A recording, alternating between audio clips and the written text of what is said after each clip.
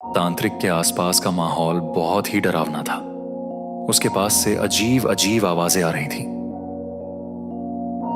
कुछ देर बाद अचानक से उस तांत्रिक के सामने एक जिन्न प्रकट हुआ और तांत्रिक से बोला, मैं उस आत्मा को ले आया हूं, बोलो अब इसका क्या करना है। तांत्रिक ने कहा, इस आत्मा को इस मटकी में डाल दो, कोई अच्छा शरीर मिलते ही मैं इसको उस शरीर में डाल दूंगा। इतना कहते ही जिन्न ने उस आत्मा को मटकी में डाल दिया और गायब हो गया। तांत्रिक ने अपना सामान समेटा और वहां से उस मटकी को लेकर चल दिया। अर्जुन की समझ में कुछ नहीं आ रहा था, लेकिन कुछ सोचकर उसने उस तांत्रिक का पीछा करने की ठानी। राहुल और अर्जुन दोनों बहुत अच्छे दोस्त थे। एक ही गांव में पले बढ़े, लेकिन जैसे जैसे समय बीता उनकी जिंदगियां अलग अलग रास्तों पर चल पड़ी। अर्जुन का परिवार अमीर था।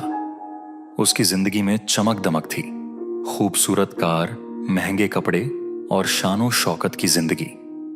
वहीं राहुल साधारण परिवार से था। उसकी जिंदगी में कोई खास बात नहीं थी। एक दिन अर्जुन ने राहुल को एक लड़की से मिलवाया। राहुल, इनसे मिलो, ये कामिनी है, हम लोग जल्द ही शादी करने वाले हैं। कामिनी की सुंदरता किसी को भी अपनी ओर आकर्षित कर सकती थी। राहुल ने जब कामिनी को देखा तो वो भी उसकी सुंदरता का कायल हो गया। राहुल को अब अर्जुन से ईर्ष्या होने लगी। शाम को वो अपने घर आया, लेकिन वो बस कामिनी के बारे में ही सोच रहा था। अर्जुन के पास सब कुछ है और मेरे पास कुछ नहीं। अगर मेरे पास भी इतना पैसा होता तो कामिनी आज मेरी होती। उसकी ईर्ष्या दिनों दिन धीरे धीरे गहरी होती जा रही थी। एक दिन राहुल किसी काम से शहर गया और लौटते समय उसे रात हो गई। वो गांव वापस लौट रहा था। तभी उसे रास्ते में पड़ने वाले शमशान से कुछ अजीब आवाजें सुनाई दी। राहुल अकेला था। रात के समय में शमशान काफी भयानक लग रहा था। राहुल का दिल जोर जोर से धड़कने लगा, लेकिन उसने हिम्मत करके उस आवाज के बारे में जानने की ठानी। वो धीरे धीरे शमशान की ओर चल दिया।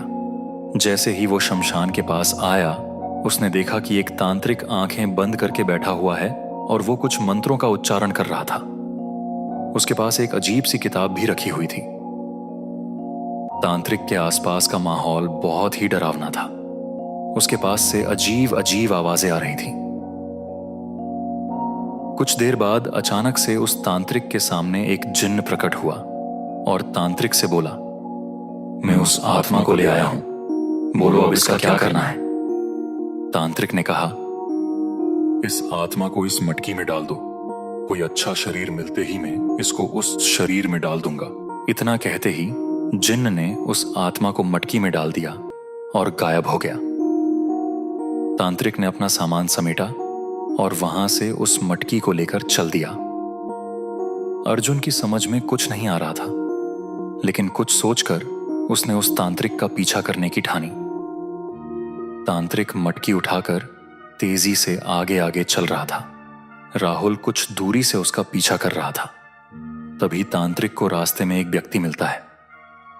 देखने में वो व्यक्ति काफी पैसे वाला सेठ लग रहा था। तांत्रिक उसके पास आकर बोला, तुम्हारा काम हो गया है, तुम्हारे बेटे की आत्मा इस मटकी में है। बस अब इस आत्मा को एक अच्छे शरीर में डालना बाकी है। इसके बाद तुम्हारा बेटा फिर से एक नए शरीर के साथ जिंदा हो जाएगा। तांत्रिक की बात सुनकर वो सेठ बोला, क्या ये सब सच है? मेरा बेटा फिर से जिंदा हो जाएगा। इतना सुन तांत्रिक अपनी उस किताब की तरफ इशारा करके बोला, इस तंत्र की किताब में इस पूरी सिद्धि के बारे में लिखा है। मैंने इसी किताब से ये सिद्धि हासिल की है। अब तक इस किताब में लिखा एक एक शब्द सही साबित हुआ है, तो ये भी सत्य ही साबित होगा। यकीन करो, तुम्हारा बेटा एक नए शरीर के साथ जरूर जिंदा होगा। ये सब सुन सेठ बहुत खुश हुआ और उसको बहुत सारे पैसे देता है। राहुल ये सब देख रहा था। जब उसने ये बातें सुनी तो उसके दिमाग में एक शैतानी योजना घर कर गई। ये किताब इतनी चमत्कारी है कि किसी भी आत्मा को किसी दूसरे के शरीर में डाल सकती है। अगर ये सच है तो मुझे ये किताब हासिल करनी होगी, क्योंकि ये किताब मेरे सपनों को पूरा कर सकती है। इतना सोचकर उसने तांत्रिक से वो किताब हासिल करने की ठानी। सेठ तांत्रिक को पैसे देकर जा चुका था। तांत्रिक अकेला उन पैसों को लेकर एक बड़े से पेड़ के नीचे बैठकर पैसे गिनने लग जाता है। इतने में मौका पाकर राहुल उस किताब को चुरा लेता है। राहुल उस किताब को लेकर घर आ गया था। उसने किताब खोली और उसको पढ़ने लगा और उस किताब में दी गई तंत्र विद्या को सीखने लगा। महीनों गुजर गए। राहुल ने उस किताब को पढ़कर तंत्र विद्या सीख ली थी। अब बारी थी उसको आजमाने की। एक दिन उसने अर्जुन को शहर से दूर एक सुनसान पहाड़ी पर बुलाया। अर्जुन अपनी कार लेकर वहां पहुंचा और राहुल से बोला, क्या बात है राहुल, मुझे इतनी दूर इस पहाड़ी पर क्यों बुलाया? राहुल ने कहा, आज का दिन मेरे लिए बहुत खास है, इसलिए मैंने इसको तुम्हारे साथ सेलिब्रेट करने का विचार बनाया है। देखो मैं तुम्हारे लिए क्या लाया हूं, तुम्हारी फेवरेट वाइन। राहुल के हाथों में वाइन की बोतल देखकर अर्जुन बोला, अरे वाह राहुल, तुमने तो कमाल कर दिया, लेकिन इतनी बड़ी पार्टी देने का पीछे क्या राज है? जरा हमें भी तो बताओ। वो भी बताऊंगा भाई, पहले पार्टी शुरू तो कर लें। इतना कहते ही राहुल उसको एक वाइन की बोतल देता है। अर्जुन ने बोतल खोली और पीना शुरू कर देता है। उसे पीते देख राहुल के चेहरे पर एक रहस्यमयी मुस्कान आ जाती है। अर्जुन ने अभी कुछ घूंट भरे ही थे, तभी उसकी आंखों के आगे अंधेरा सा छा जाता है। वो देखता है उसके सामने एक बहुत ही भयानक जिन्न खड़ा था। उसने एक पल में अर्जुन का गला पकड़कर उसके शरीर से उसकी आत्मा को अलग कर दिया। अर्जुन बेजान होकर नीचे गिर पड़ा। अगले ही पल वो जिन्न आगे बढ़ा और राहुल की आत्मा को उसने शरीर से अलग किया और अर्जुन के शरीर में डाल दिया और अर्जुन की आत्मा को राहुल के शरीर में डाल दिया। अब राहुल अर्जुन के शरीर में था। दोनों की आत्माएं अपने आप में शरीरों से बदल चुकी थीं। अर्जुन, जो कि राहुल के शरीर में था, वो जमीन पर बेहोश पड़ा था। अर्जुन बने राहुल ने उसे कार में बैठाया और उस कार को उस ऊंची पहाड़ी से खाई में गिरा दिया, जिससे राहुल बने अर्जुन की मौत हो गई। सबको लगा कि यह एक दुर्घटना थी। राहुल ने जो सोचा था वो हो चुका था।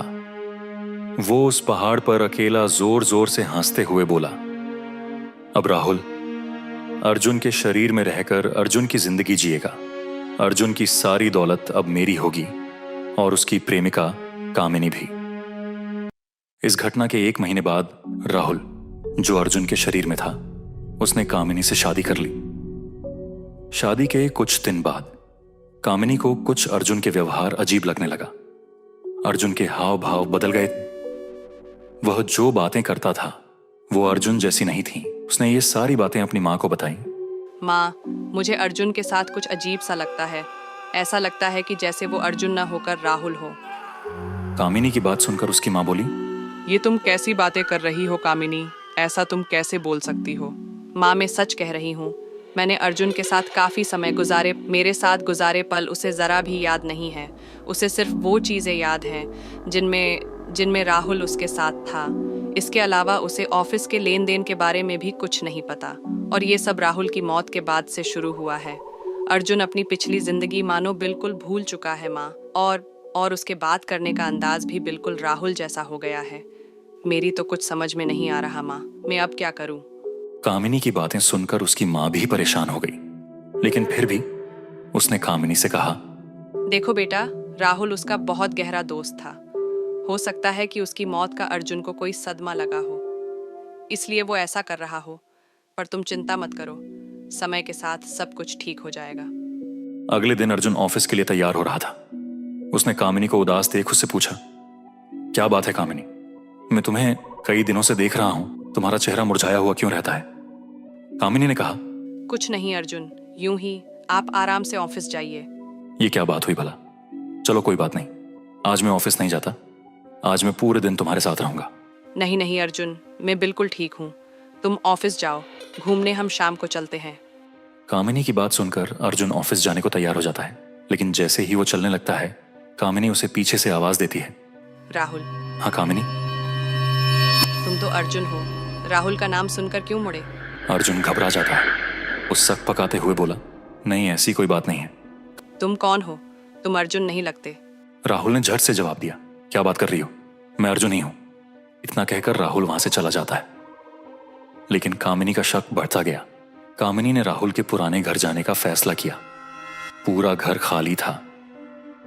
कामिनी ने पूरे घर की अच्छे से तलाशी ली। तभी अचानक उसे वहां रखी पुरानी अलमारी में वो तंत्र विद्या की किताब मिली। जब उसने वो किताब पढ़ी तो किताब पढ़कर उसे सब कुछ समझ में आ गया। वह जान गई कि राहुल ने अर्जुन के शरीर पर कब्जा कर लिया है। कामिनी ने सोचा, मुझे राहुल का सच सामने लाना होगा। कामिनी ने राहुल को उसी पहाड़ी पर ले जाने का प्लान बनाया जहां अर्जुन की मौत हुई थी। वहां पहुंचकर उसने राहुल से कहा, तुम्हारा खेल खत्म हुआ राहुल। मुझे पता चल गया है कि तुम अर्जुन नहीं हो। ये किताब मुझे तुम्हारे घर से मिली है। मैं जान गई हूँ कि तुमने अर्जुन के शरीर पर तंत्र विद्या के जरिए कब्जा कर लिया है। राहुल ने गुस्से में कहा, ओह तो आखिर तुमने ये राज जान ही लिया। पर यह सब जानकर भी तुम मेरा कुछ नहीं कर पाओगी। अब दुनिया के लिए मैं अर्जुन हूं, लेकिन तुमने ये राज जानकर अच्छा नहीं किया। अब तुमको भी मैं अर्जुन के पास भेज देता हूं। राहुल की बात सुनकर कामिनी बोली, तुमको क्या लगता है कि ये सब इतना आसान है? जरा तुम्हारे पीछे देखो कौन खड़ा है। उसने देखा कि उसके पीछे अर्जुन की आत्मा खड़ी हुई है। कामिनी फिर से बोली, तुम्हें क्या लगा इस किताब का इस्तेमाल तुम ही कर सकते हो? जिस दिन मुझे ये किताब मिली उसी दिन से मैंने इस किताब के मंत्रों की मदद से अर्जुन की आत्मा को बुलाया।